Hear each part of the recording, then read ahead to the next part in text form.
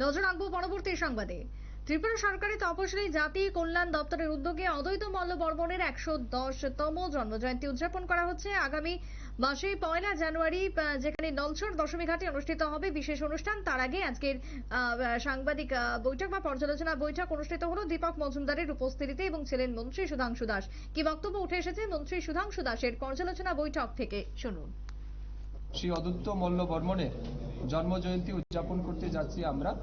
সেই উপলক্ষে আজকে আগরতলা পুর নিগমের কনফারেন্স হলে আমাদের দপ্তরের সমস্ত আধিকারিক, বিভিন্ন এলাকা থেকে আগত সমাজসেবীগণ, বিধায়ক বিধায়িকা, পুর নিগমের মেয়র, ডেপুটি মেয়র, জেলা পরিষদের সভাধিপতি, সহকারী সভাধিপতি, পঞ্চায়েত সমিতির চেয়ারম্যান এবং অন্যান্য সরকারি আধিকারিকদের উপস্থিতিতে এই প্রোগ্রাম কিভাবে সফল করা যায় তার বিষয় নিয়ে আমরা প্রস্তুতি বৈঠক করেছি এবং অত্যন্ত সুচারুভাবে বিভিন্ন রূপরেখা তৈরি করা হয়েছে যে আগামী 1 তারিখ থেকে 3 তারিখ 3 দিন ব্যাপী অদ্বৈত মল্ল বর্মনের জন্মজয়ন্তী এবং উৎসব উদযাপন অনুষ্ঠান আমরা করতে যাচ্ছি এবং বহুবিধ অনুষ্ঠান, বিনোদনমূলক অনুষ্ঠান, সমাজ সচেতনতামূলক অনুষ্ঠানের পরিকল্পনা নেওয়া হয়েছে এবং আমি বিশ্বাস করি এই অনুষ্ঠান আগামী দিন অত্যন্ত হৃদয়গ্রাহী হবে এবং ওই এলাকার মানুষের মধ্যে একটা আলোড়ন সৃষ্টি করবে।